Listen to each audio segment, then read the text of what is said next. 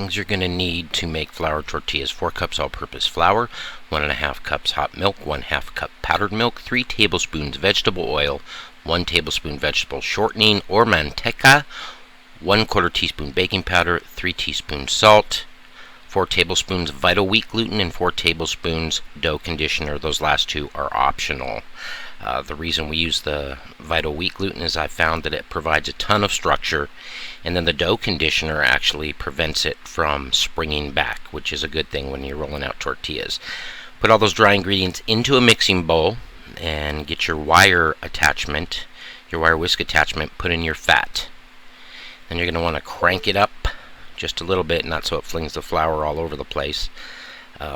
Probably around on 2 or 3, and then mix that in. You're going to want to mix it till it's like a pea meal, kind of you can see the fat in there, little grains of fat. And this is what it's going to look like basically. You could see that there's little balls of fat interspersed with this flour, coated in flour. And that's what you want right there.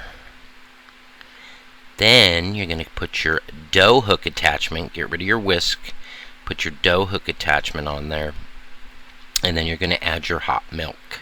I started on low, again, because you don't want to be flinging flour all over the place.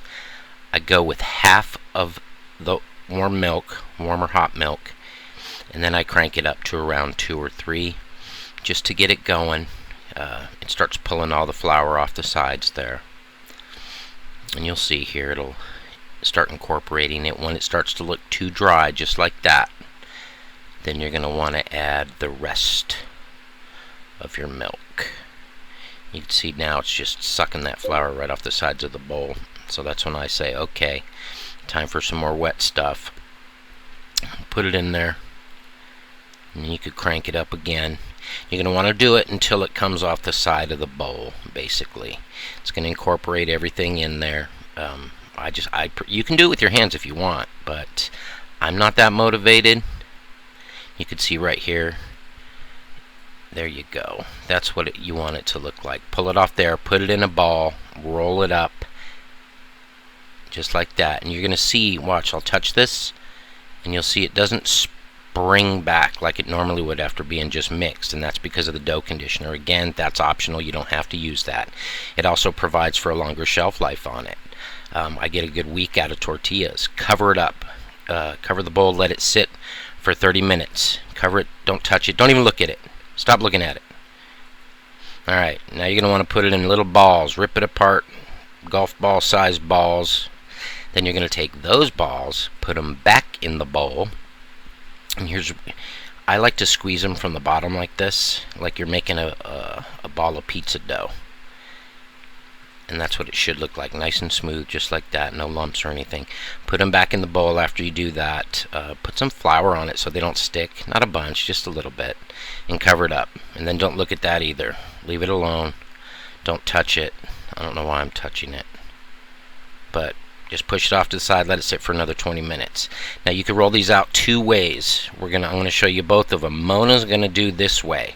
This is obviously the traditional way. You can see she's got her little flip down there from making about 1 million batches of tortillas over her lifetime. She picks it up, quarter turn, and then she rolls it out. Flips it around, quarter turn, rolls it out. You don't have to do that fancy flip. What she's doing there is she's throwing it back and forth. That actually relaxes, lets the gluten relax from that last roll, and so she gets a better roll on it. Here, she'll do it again. She forms it into a little disc. She pats it out a little bit. She gets a little more bench flour on there, and then she starts to roll. This is a time-consuming way to do it, especially if you've never done it before. I can do it. I'm not as good as her. Mine usually ends up looking like Italy on a map. If you've ever seen Italy, that's kind of what mine look like. So I do it the cheater way, and I press them in a heated tortilla press. But this is a good way to do it. All she has is a dowel. That's a closet rod that was cut down, and that's what she uses for that. Now, they may be a little bit irregular, especially if I'm doing them or you've never done it before, but you can do it. Just takes practice. It's no big deal. You can see how round she gets hers. If you do them on the press, you'll notice a complete difference. Mine are all round, but they're not as big as hers either, or as thin. They're a little bit thicker. So she knows what she's doing when it comes to this stuff. See how she goes back and forth, back and forth. Lets that gluten relax a little bit. And then boom, see that finishing move? Finish it. Here's the way I do it. Because I'm lazy, I have a heated tortilla press. Yes, it's heated. That's the only way you could press flour tortillas, is with a heated tortilla press. You can't do it with a regular press. It'll just spring back, and it'll always stay the same size unless you want to do it for like 30 minutes per tortilla. So I put it in there. I usually flip about 3 or 4 times, and I get a round tortilla. They're perfectly round every single time. But again, like I said, they're a little bit smaller. So let's do it again. Put the lid down, push it. See how round that is compared to the other one? When you see them cooking on the griddle or comal, you'll be able to also tell that the difference in shape and size. Like I said, Mona's are bigger the way she does it. Mine are smaller, but they're round. And I could probably crank out 3 in the same amount of time, 3 or 4 that she can roll out 1. So that one she just put back there, that one was rolled out. Not pressed. All those are rolled out. You see they're not perfectly round. They're awesome tortillas. They all taste the same. But if you're looking for perfectly round ones, or you don't know how to roll them out, get a tortilla press that's heated. It costs like $25-30 and you'll have it forever. You can also reheat tortillas in it. Just slap a tortilla in there, close the lid, and it reheats them. Kind of like you've seen at Chipotle, minus the steam. I think it's a wonderful invention, especially for lazy people like me. See how I'm tapping on the tortilla like that, pushing down a little bit? That actually helps it create a little air bubble inside the tortilla so it puffs up. If it puffs up, it gets nice and flaky on the inside because it's actually steaming and cooking. See those little bubbles on there? See that one all the way to the left? You can see them popping up right there. Each time you push down on the tortilla, just like in our corn tortilla video, except a little bit more brisk, you push down and it creates a little pocket of air in there and it steams. So then they get nice and fluffy. I usually take them, again, put them on a plate with a tea towel and then cover them up. And you see that one's getting real puffy. I'll push on it anyway. Look how puffy that one's getting. I don't like too many brown spots on my tortillas because I'm going to reheat them anyway, but it kind of sets them aside. Look at the one on the right that's puffing up. You could tell that one was rolled out by hand. The one on the left wasn't. That was pressed. It's perfectly round, and that one's pressed too. That one's perfectly round. Like I said, they're both great. They all taste the same.